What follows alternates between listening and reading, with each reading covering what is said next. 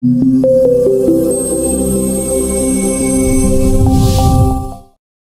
everyone, this is Alan Shevel, DevOps.com, MediaOps, Security Boulevard, Container Journal.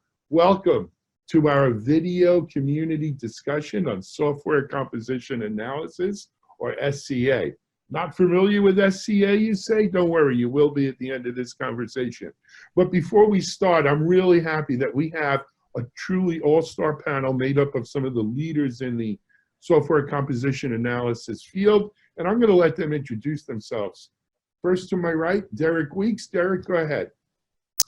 Hi, Alan. Thanks for inviting us. Always good to see you. So I'm Derek Weeks. I'm Vice President and DevOps Advocate at Sonatype. I've been with the company for 5.5 years now. I'm the lead author around the State of the Software Supply Chain report and our DevSecOps community survey, and also a co-founder of All Day DevOps. Fantastic. Thanks, Derek. Next to Derek in your gallery view is David Habusha of WhiteSource. David, why don't you introduce yourself? Hi, Alan. Thanks for inviting me and happy to be here. David Habusha, VP of Product with WhiteSource. I've been with the company for 2 years and happy to discuss SCA with my colleagues. Fantastic. And these truly are colleagues. We don't usually see this kind of mix. And then David, thanks for being with us. And then last but certainly not least, we have Patrick Carey from Synopsys, Black Duck. Folks, Patrick, welcome. Hi, Alan, and thank you for inviting me. Yes, my name is Patrick Carey. I am head of product marketing for Synopsys, formerly head of product marketing for Black Duck, which I joined back in 2015. And I and my team are responsible for the marketing of Black Duck and the production of our open source security and risk analysis report. Fantastic, and thanks for joining us, Patrick. So, guys, what brings us together today, as I mentioned before, was software composition analysis, or SCA. What and kind of the catalyst is this morning we saw the release. Well, I think it's the first, the Forrester Wave. It's the first wave on software composition analysis for Q2 2019. And I'm hoping at this point, all three of you have had a chance to take a look at it. Yep. Yep, good. So, let's start off at the general level and talk about software composition analysis.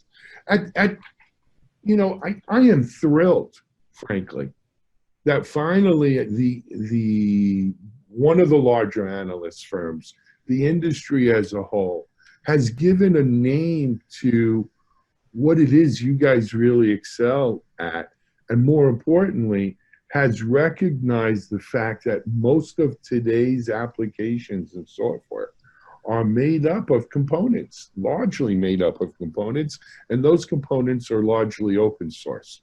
So in some ways, it's got to be a sweet validation for all three of you. Interested in your take, Derek?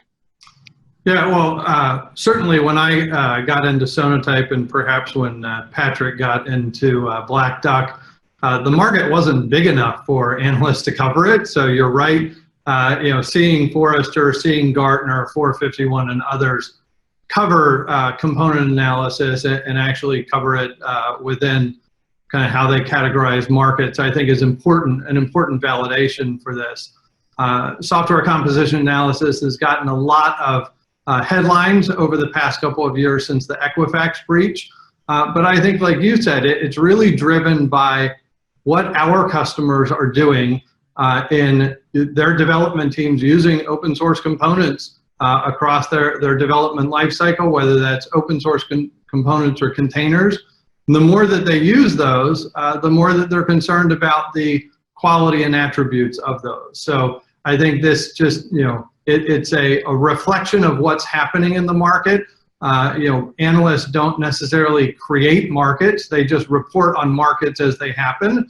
And I think we've all done a good job at elevating the attention of this market and certainly at Sonatype serving our customers in the process. Absolutely. David, any thoughts on any attention to, PR, good or bad, it's still PR. Any attention here, no matter how you do in the wave, is a good thing. Your rising tide will lift all boats. Yeah, and much agreed. I much agree with Derek. Looking at the sheer growth of the open source usage in the industry in the last few years, and it's pretty much everywhere. Even in financial institutes, we see governments using open source, and the growth in the number of security vulnerabilities associated with open source and the compliance issues associated with open source as well is definitely generates a room or a whole market that needs to be covered by analysts, and we're very happy to have Forrester covering this market. And looking at the way modern customers actually accommodate with the use of open source, looking at things like automation, remediation, reporting, policies, is the right way to cover these types of solutions today. Excellent. Patrick, rather than repeating what the other two said, I can't imagine you disagreeing. But you know what? Synopsys has been a player here for some time. And then, of course, with the Black Duck acquisition, really kind of, fortified, no pun intended, fortified those, your credentials and your capabilities. There's more to it, of course, than open source, though, yeah? Oh, absolutely. And, Synopsys acquired Black Duck a little over a year ago now. With a recognition that open source was, in modern application could constitute, as Forrester cites, up to 90% of the code base in a modern application. But certainly we see now a much broader perspective where customers are looking at open source vulnerabilities in particular in conjunction with vulnerabilities introduced through proprietary code or even through the way the application is configured and deployed. And we think the analysts are starting to recognize that as well and see software composition analysis as being a first-class citizen in the application security toolkit. And we're very happy to see them recognizing what we already saw in the market. I agree. Let me put my old guy hat on here a second, right? I remember launching, when I helped found Still Secure, a product called VAM in 2002, which was a vulnerability access management.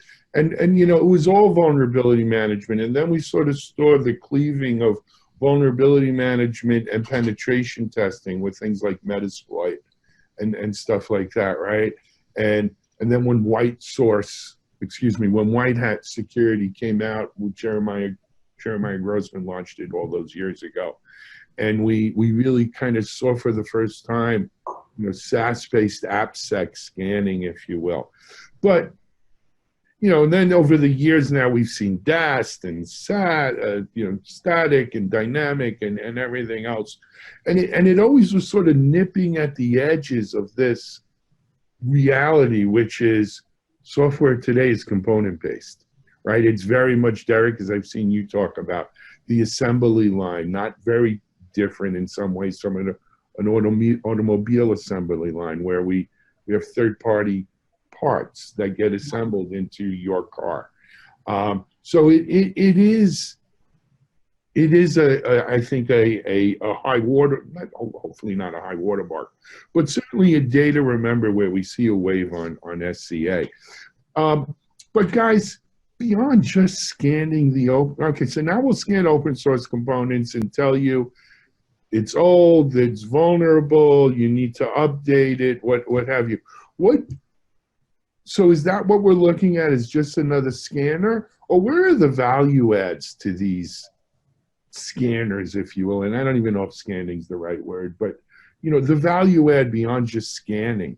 Yeah, Patrick, why don't we let you go first? You went last time. Sure.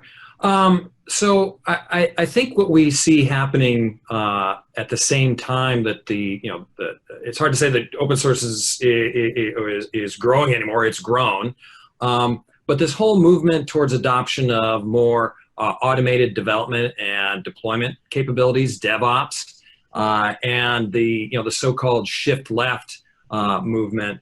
One of the challenges with more of a legacy approach to application security testing, it was very reactionary. It came at the end of the process, and just at the rate that software is being developed today, teams have recognized that they need to move that detection and prevention of vulnerabilities way to the left, even to the developer desktop.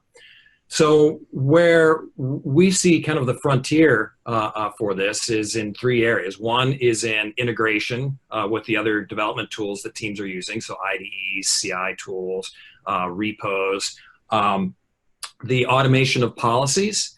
So rather than going to an open source governance board, you essentially set the ground rules up front, and you allow the automation systems to enforce those. And the enabling of the developer to make the right decisions up front. That's the cheapest time to remediate, is before vulnerable code even enters your code base. And so the confluence of those 3 things and helping sort of thin out a sea of vulnerabilities down to what are the ones you need to focus on are really where SCA is heading in the upcoming years. Interesting. David, comments, thoughts to that? Yeah, again, much agreed. I believe that first, open source or software composition analysis is not just another scanner. It's a way to approach modern software development lifecycle. And as Patrick mentioned, shifting left these efforts is a key to success. And it's being able to automatically put the security and quality gates as left as possible, but it's also how do you prioritize the right vulnerabilities to look at to actually make it a manageable process from the engineering side and help the relationships between the DevOps and security teams and the engineering teams by first allowing developers to use their own natural environments, integrating into IDEs and repos, as Patrick mentioned, and also giving them much less vulnerabilities to examine to make it a more streamlined process and to help the cooperation. Now, it's not only that, because you can also automate the remediation, not just the scanning. So with open source, there's a lot of tools because you're integrated into the pipeline to actually automate the remediation and sometimes even by a single click, update to the latest non-vulnerable component or apply different techniques that you cannot do actually with SAST or DAST tools, because you need to go through the whole process again. So open source actually creates for the first time, not just the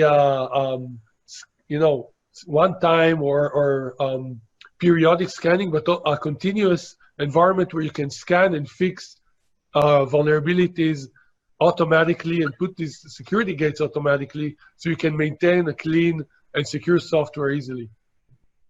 Actually, I don't disagree. Derek, thoughts?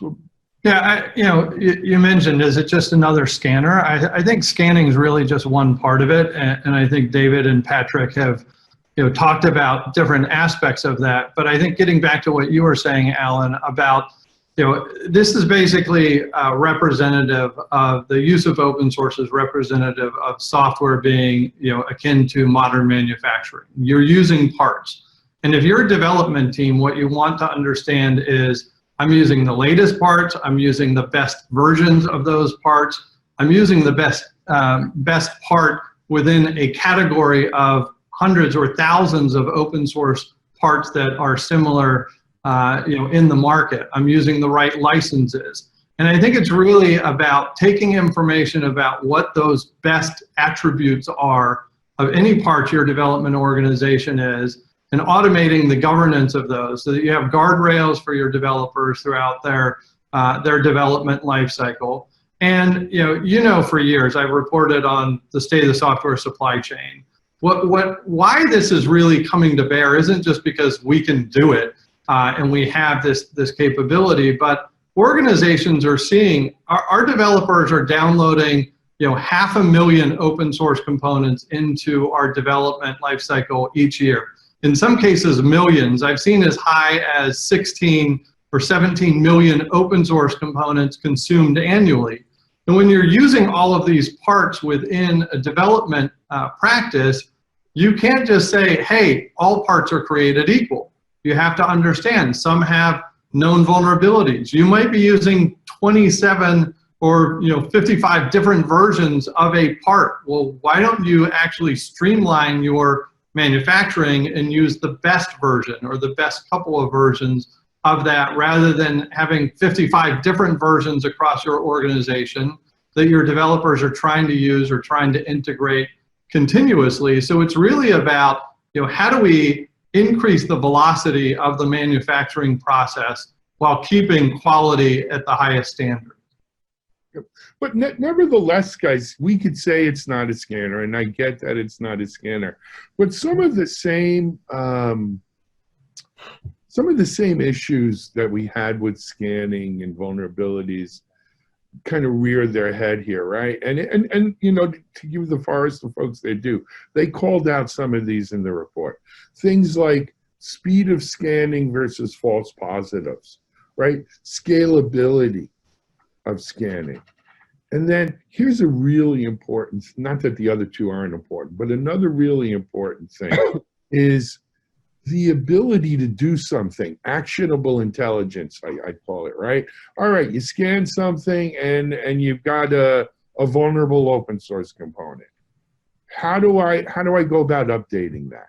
And that's really important as we talked about shifting left and throwing this onto developers and so forth, right? How do we fix that? And it's a problem. It's a problem. Derek, I thought we lost you there for a second. Let's have you back. Patrick, what do you think, Patrick? Well, if you look at where SCA evolved from, so when Black Duck really got into this back in 2004 when the company was founded, the main problem was teams wanted to find every bit of open source in the code base to make sure that they weren't violating licenses. Right. And so the bias was towards identifying every single piece of open source just to eliminate that risk. Now, flash forward 15 years and open source use has exploded. So now we have teams that have the opposite problem, where the amount of open source vulnerabilities that are surfaced are too many to take care of all of them. So they want help in prioritizing and reducing the time to remediation. And unfortunately, the gold standard for the longest time has been the National Vulnerability Database, and it's still probably the single most common resource that teams use. But if you look at the records in the NVD, for developers, it's really sort of hit and miss. The records may not be completed in a timely manner relative to when the vulnerability is disclosed. And even then, the guidance in there could be fairly cryptic. And so this is another area where products like ours and the others on this panel are working on, is to enhance the vulnerability data that is in the NVD to help identify optimal paths to remediation, whether that's which component to upgrade to, evidence of attack or evidence of compromise, things that help teams prioritize and shorten that race that they're in between when a vulnerability is publicly disclosed and when they find it and fix it in their code base. Fair enough. David, false positive, speed of scanning, how important is that to a white hat? White source. And white it's very source. yeah. I apologize. It's very important. I just want to touch on one point, again, bringing back the discussion of having a mere kind of just a scanner. So open source is different from proprietary code in the sense that even if you scan the code and nothing has changed, a new vulnerability may affect your existing applications. And with open source, the detection is very accurate because the open source components are uniquely identified. So you are able to alert and remediate on new vulnerabilities that affect existing applications. So that's something that just a scanner doesn't cover. But when it comes to false positives and the scalability of scans, we're talking about customers today who may run thousands of builds per day, and you need to scan your code with every build. So you have to have a system in place that quickly scans. They don't go beyond like 2 or 3 minutes scan time, because otherwise they'll break the CI/CD processes or the build time. You have to have a very accurate set of results with little false positives as possible. But with open source, you can actually be 100% correct, because these are known open source components. And then you have to adapt into these into this type of velocity, into these types of loads when running so many builds a day. So this is very important in the modern environment, where you want to fit in to the modern software development lifecycle, being able to scan hundreds or thousands of times a day and reporting only on the things that have changed and really matter with regards to vulnerabilities, license, and quality. Yeah. Fair enough. Derek, in the Wave report, actually, Sonatype was cited for having low false positives, and commendable. How important, how much weight should that have? I'm going to assume you're going to say a lot, but well, seriously, how important is that? The thing that we've been focused on ever since we've been in business is what do our customers need? And what they need is accurate, actionable information. And to kind of bring it to light, I'm sitting with a customer at Broadridge Financial a couple of weeks ago, and they had an internal DevOps day, and the development team is sitting around talking about different security practices that they have.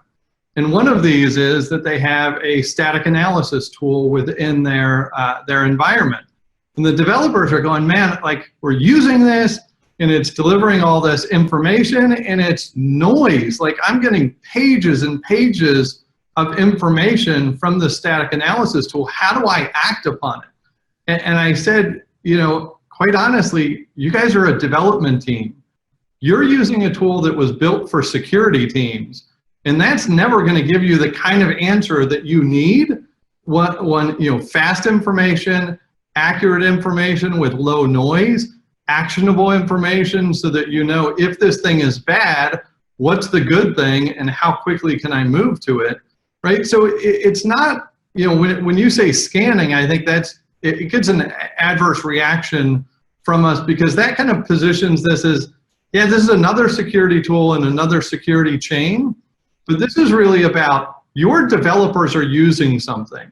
And you want to know, as a developer, am I using the best parts or the worst parts, right? And yes, security plays a role in what the best or worst attributes are, but they're just one party at the table. And I think if you're a developer, you want information that's coming at you that you can say, if I'm going to work on this, it better be a problem. I don't want a false alarm coming up that lends me down a path that says, look, I have a 2-week sprint that I need to finish, or we're doing commits continuously throughout the day. So it is important for the customers that we have, and I'm sure everyone here, that the outcomes that you're really getting at is, I have feedback loops that are quick, I have feedback loops in my DevOps pipeline that are actionable, and I'm not sent on a wild goose chase going down chasing false positives that are just a waste of my time, right? I think security people in AppSec tool land, they're used to, like, show me everything that's wrong with this or potentially wrong with this, and I'm fine if you give me 12 pages of report of what's going on. If you're a developer, that's the last thing that you want. You want to know there are 2 things really wrong with this, and by the way, they're wrong, and here's the right thing that you can do immediately, and to surface that as quickly as possible. And in some cases, if you can automate the remediation of that, even better for the developer. Sure. So David, it brings up, Derek's point is valid. It brings up an interesting situation. Who is your customer, the developer or the security team, or both? And if it's both, can you serve 2 masters? Yeah, that's a really important point. And our customers are both, and you have to cater both the security teams. From a management perspective, you have to give them the tools and dashboards and decision-making systems and policy enforcement and reporting.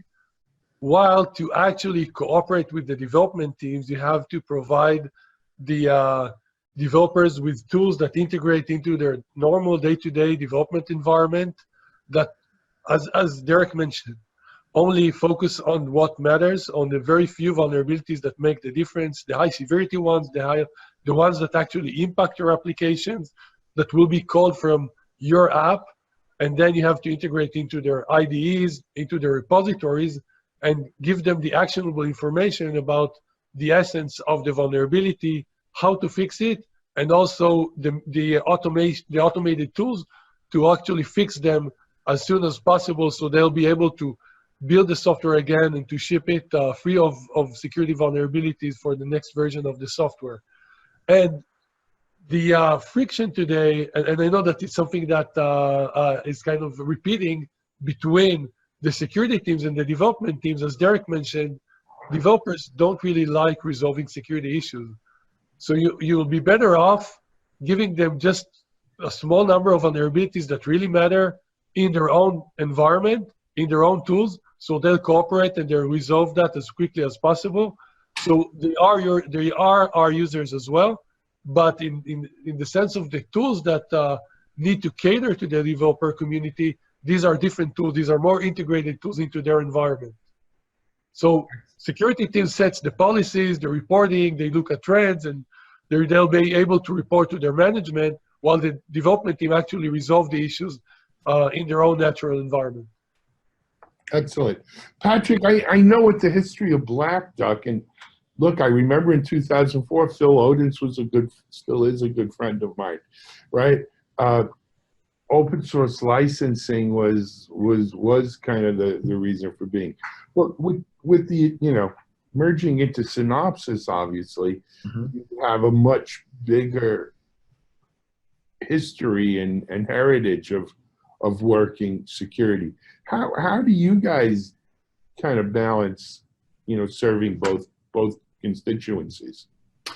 Well, yeah, and really for SCA, arguably there's three constituencies, right?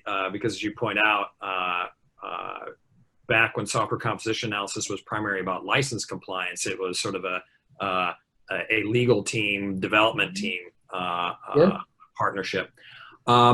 And so I think from a security and development team standpoint, the organizations that we work with, we see a consistent acknowledgement that often the push to add more security tools into the environment, it may be driven by security, but security teams have recognized that they are now working in partnership with the development team, that they can't actually be successful in deploying security tools today and having them work effectively if they're not the tools that the developers will use. And so in many ways, SCA has been farther ahead in this capability for some time, because it inherently was viewed more by developers as a tool that helped them select better components, identify if the components were poorer quality. It sort of naturally fits in various stages of the SDLC, all the way from component selection at the developer desktop through automated policy enforcement through CI processes. And as I think was mentioned previously, unlike a scanner, it's relevant at the operations time frame, right? An Equifax breach, that wasn't a failure during the development cycle. That vulnerability hadn't been discovered when the developers were writing that code and when it shipped. It was presumed secure. It was only after that code was in production that vulnerability was disclosed. And so, for us, we see it's this natural evolution that I think all of the security tools are moving towards. So static analysis is moving much more into the desktop. And so the modern updates to SAST are really focused on IDEs. DAST is morphing into interactive application security testing, something that can be automated through the CI process. And so for us, it doesn't feel like so much of a contention, so much as a natural evolution that we're obviously working to try and support. Sure. So guys, one more question I want to, and then we'll jump into the Wave findings, because we should mention it as long as it's come out. But first I want to discuss what I call the Equifax Paradox, which is, and Derek, I think I learned this from your report last year at one of our DevSecOps days, which is, we all know Equifax would struts to the vulnerable open source component. But yet when we looked at the downloads of open source components after the Equifax breach, after we tell people, hey, struts 2, this component was vulnerable, this is how it got in, update, get rid of, stop using vulnerable, forget the millions of other open source vulnerable components they're using. They're still using vulnerable versions of struts 2. They're still downloading it slightly less than they did before the thing, but not too much less. Am I, Derek, if I'm lying, I'm dying, but am I telling the truth? I mean, look at the numbers. Yeah, I think it's actually ticked up a little more, that downloads of vulnerable versions of struts are up since the Equifax breach. I think the last report I saw from our Maven Central repository is that we're at something like 130,000 downloads a month across almost 9,000 organizations.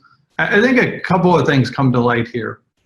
One is, people mention Equifax, and while we love them as a customer, they weren't the only struts breach that happened. On the same days that Equifax was breached, we had the GMO payment gateway in Japan. We had Canada Revenue. We had Canada Statistics. We had the Japan Post, India Post. We had India's Social Security system. They were all struts breaches within days or months after. So Equifax was not the only one using a vulnerable version of struts. But I think it kind of gets to the point of what we were mentioning earlier about, look, developers are using open source components in massive, massive quantities for any organization out there. And I think that in the case of Equifax, as Patrick mentioned, it was safe when they were starting to use it. It became vulnerable over time. And when that happens, when a new vulnerability happens, you have to ask yourself 2 questions. Did I ever use that component? And if I did, where is it? So when OpenSSL, and Heartbleed happened, when struts happened, when Bash and Poodle and all these other things happened, you need to answer those questions quickly. And if you can't, if you don't understand what you've used and where it is, it's nearly impossible to remediate it in a timely fashion. And we've seen that, it used to be the time between a vulnerability being disclosed and the exploits appearing in the wild was 45 days a decade ago. In most cases, it's around 24 to 72 hours now before exploits are appearing in the wild. And in some cases, the exploits are being built into the open source projects by adversaries and shipped out. We just saw this last week with Bootstrap SaaS. Someone created a version of that open source project that had a backdoor in it, put it in the Ruby Gems repository, and people started to download this. I think they had 1,400 downloads or something from a project that has 28 million downloads. So there are adversaries out there impacting the validity of the software supply chains out there. And so if you don't, as much as we can scan and remediate and integrate into developer tools, if someone's out there saying, gosh, I need to get started, like, what do I need to do? If you can't identify what you've used and where that is in production or in development, you can't start to do any of the other stuff, right? And you know what? That's back to Patrick's point about the initial, Black Duck push, which was let's just identify what open source you have, and whether you use, then decide what your license compliances are, or whether or not they're vulnerable is another story. David, what can we do, David? Is automatic remediation the answer, right? Automated remediation. I see an outdated struts, I replace it automatically. Is that the answer? Will people go for that? What do you think? I think that's a key to successful security hygiene of modern apps. But I think that it also relies on the maturity level of processes in the different organizations. If they care about enforcing compliance as early as possible in the process, if they break builds in case of a security vulnerability, and usually they don't do that because again, relationships between developers and security teams, so they just alert on the vulnerability and they don't really break that. Or if they find a new vulnerability, they generate an automated pull request, for example, that enforce the developer to take an immediate action, then yes, automated remediations may resolve these issues, but customers need to acknowledge that the risk of automatically updating components with regards to backward compatibility and automated testing is still, it's still better to do that than to take the risk of being in the attack window where the vulnerability has been disclosed, but you don't have any remediation yet. So yes, you should automatically remediate your vulnerabilities. Try to do it as early as possible in the process. And depending on the maturity level, try to enforce compliance as early as possible. And in the operational aspect, when a new vulnerability is discovered, and as my colleagues mentioned, you know which applications are affected, and you may end up doing that on the container level, you may end up doing that on the server or VM level, then take the immediate remediation advice, test your application, roll it up to production as soon as possible. Fair enough. So, guys, I know we're over time, but I think this was an important discussion to have. Let's quickly kind of talk about the Forrester Wave finding results. And before we do that, I want to relate a story, my own personal experience. Back in my Still Secure days, Gartner used to put out the Magic Quadrant. I want to say it was for intrusion detection or intrusion prevention at the time. And I remember being in a meeting with it was the Navy Marine Corps Internet, NMCI. And I got into a bit of a heated discussion with a Marine. No surprise there. And, his analysis was that with the Gartner Magic Quadrant, all that mattered was the top upper right quadrant. That if you were in the challenges or the up-and-comers or whatever, if you were in any of the other quadrants, you were no good. And it was only the top upper right and only the one in the upper right that such a proud institution as the United States Marines would be associated with. And, I had to explain to him that that's not even what Gartner says. So when we look at the Forrester Wave, findings here, we should absolutely, take that with a grain of salt. So that being said, though, I'm going to put up here right now, I'm assuming you guys can see, and again, a picture is not worth 1,000 words at this point, because you really, and I encourage everyone listening and watching this, go read the full report. I think it's publicly available today, because they have, caveats and all kinds of footnotes in with each of the companies on here. And no matter where a company shows up on this Wave report that you're looking, there are strengths and weaknesses to each of them. But obviously, congratulations to White Source Synopsys in the leaders track or Wave section. Derek, you guys are clearly strong performers. And also, when you look at the size of the circle, it's how big you are or what your presence in market is. So congratulations to that. But I'm going to ask each of you to kind of and again, not here to badmouth Forrester or anybody else, but how do you relate or what do you attribute the findings here in the wave? And I'm going to give you each a chance to agree or disagree with some of the findings here that Forrester has put up. Yeah, so I'll go first. So one, we're happy to be in the Final Four. I think with the NCAA tournament going on right now, Final Four is a pretty good position. Yep.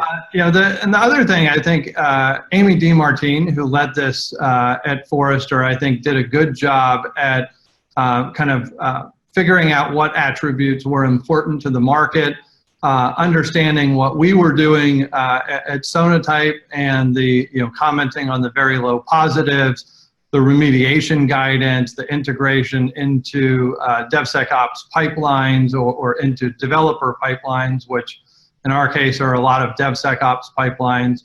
I think it's an important evaluation of the market. I think she got the top 4 right here. Sorry, my auto lights here on the in the conference room just went off. But I think the key thing to remember is at Forrester, Amy is an AppSec analyst. She's not a DevOps analyst. And I think that when you talk to the DevOps analyst at Forrester, that one helped us create the total economic impact report, talking to 4 of our customers, seeing a 325% ROI over 3 years using our product, getting a payback in under 3 months. I think when you talk to DevOps analysts out there, as well as AppSec analysts out there, I think you get varied positions. So if you're an AppSec person following AppSec news, then the findings in this report may be more weighted to you. I think if you're a DevOps analyst or covering DevSecOps, then you're going to have a different view of the market. But I think the kind of key attributes that are discussed are some of the right ones to discuss in the market. Derek, I couldn't agree more. And it's funny, in a firm like Forrester, where they do have DevOps analysts. I've spoken to them many times. So yeah, we speak to them all the time. Yeah, that they wouldn't have put them in there. But Patrick, we'll work our way up. How about you? Well, we generally think that this wave process is a very good way to analyze the vendor space, and I think people who download and read the report, Amy puts in a lot of thoughtful commentary on each of the vendors on what their relative strengths and weaknesses are, and the tool that they provide to allow teams to weight the different scores based on their priorities, I think is really useful and a novel approach. Amy, although she's an AppSec analyst, certainly is tuned into the needs of DevOps and automated development. And I think you see some of that reflected here also in terms of the acknowledgement of the necessity to automate these processes and integrate them with the development lifecycle. Interestingly, the 3 of us here on this panel, Sonatype, Synopsys, and WhiteSource, although we overlap here in the space of SCA, our overall organizational focuses are somewhat different. Synopsys is a full spectrum application security vendor, as you point out. So we're looking at everything from static analysis to SCA to DAST and professional services. And so, our strengths tend to be more in the integration across those different realms and the integrations for us. Sonatype is a slightly different focus and works more in the pure DevOps space, and then WhiteSource obviously is focused on SCA. So I think it's interesting, to see that mix of vendors here and the different vendor focuses reflected here in this top 4. Interesting. David, how about you?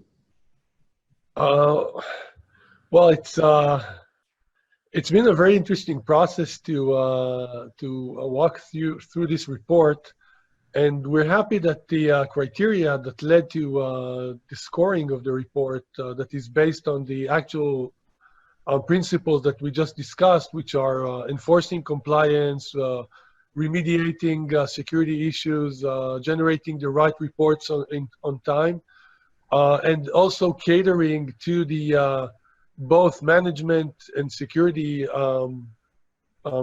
personas, as well as the DevOps and the development teams, and providing the right tools to close the loop in that regard, starting from selecting the right components and then putting the right security gates, enforcing the policies and compliance. But more importantly, as a key to achieving the right SCA strategy is how you prioritize security vulnerabilities. So we're very happy to be acknowledged as the vendor that actually provides the best tools to support all these use cases and cater the different personas. And as my colleagues mentioned, we are a pure player in this market, and definitely being where we are and providing these types of tools and catering to these people probably generated these results, and we're happy for that. I think that if you read the detailed comparison and look at the strategy and the various components that led to it, you will see the actual tools and services and processes that actually led to providing these types of results. And again, we're happy for that. Excellent. Guys, I'm going to stop sharing this now. We're way over the time that I had asked you to donate or participate in this. I apologize. We'll wrap it up with this. I'd like to give each of you a chance to kind of state your last sort of statements to leave with our listeners and viewers. Why don't we start? Patrick, you went last to start, so why don't you go first, then we'll go to David and then to Derek. Okay, great. And thank you again for pulling together this panel. I think this has been an interesting discussion. So, we here at Synopsys have been focused for a long time on helping teams build secure, high-quality software and building it faster. And I think one of the key takeaways from this is that the acknowledgement that SCA is now really a critical component for any application development team, any application development process, any application development tool chain. And so I give credit to Forrester to shining a light on this and helping teams, security and development, understand some of what they need to be looking for in vendors, and highlighting the vendors that are in the space and the good work that's happening to help teams build secure software. Fantastic. David? Yeah, and again, thank you for inviting us, and very interesting to be together with my colleagues talking about the SCA market. And I think the report actually reflects the trends in the market for automation, remediation, and enforcing policies. If you just look at the number of vendors in the report comparing to the 2017 report, you see that there's a lot more vendors that made it into the report. And we know that there's a lot more vendors that wanted to make it into the report, which did not make it due to certain limitations. So we see the market growing, and we see the acknowledgement in various vendors from not just the pure SCA play, but from other plays like repositories trying to get into this space.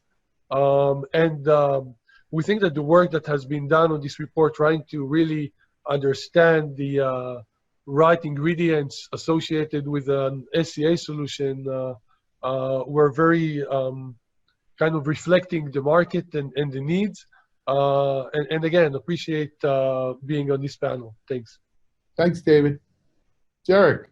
Yeah, so Alan, again, thanks for inviting us all on and talking about SCA, because as much as we're all growing our businesses, I don't think people are talking about SCA enough. If you look at how many open source components and containers are out there and how many organizations are managing those, I think we're still in the very early innings of this market. I think some of that is even visible from do you have AppSec analysts covering this space? Do you have DevOps analysts covering this space? Do you have DevSecOps analysts covering this space? I think that analyst firms are still trying to figure out which silos this fits in, or if they need to merge their own silos. I think that will continue to evolve over time. But I think we're really happy with where things are because at a business like Sonatype, I've been here 5.5 years. We've been growing 60, 70% every year I've been at the company. We have a huge number of Fortune 2000 clients, including Equifax and Salesforce and all these.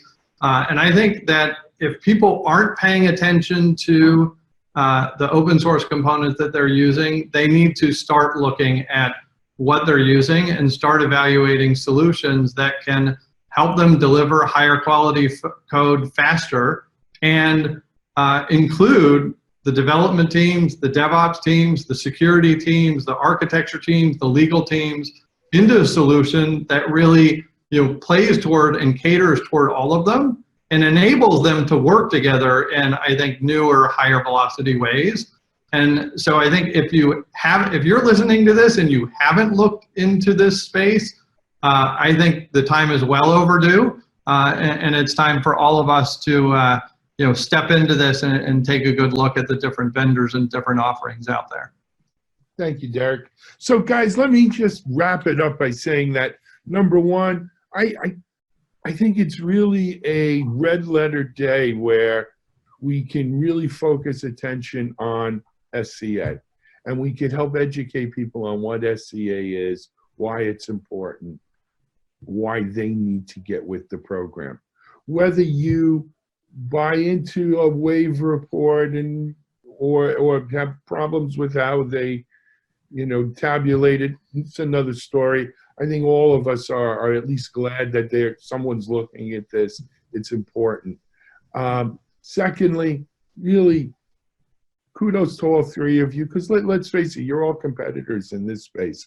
Though, as Patrick said, you all have your own special sauce in other areas you play in. We're happy to provide sort of a neutral forum where I can gather together, people who I know in the industry, and we can discuss it in this manner. So thank you very much for participating. For folks out there listening to this, go grab the Wave Report. There is a ton of great information in there. More importantly, go look at what you're doing with open source. Right? What open source components have snuck in or have made their way into, your applications, and what are you doing to monitor licensing of them, vulnerabilities of them, the security of them, the management of them. It's too important to overlook. So, David, Patrick, Derek, thank you very much for your time today. Thanks to all three of your companies. Thanks to Amy DiMartino and the Forrester folks for their wave. It would have been great to get Amy on here today with us, but I just wasn't able to pull that one off. Next time. Anyway, until then, this is Alan Schemmel for DevOps.com Security Boulevard Container Journal. Thanking Derek from Sonatype, Patrick from Synopsys, David from WhiteSource being here today. Have a great day, everyone.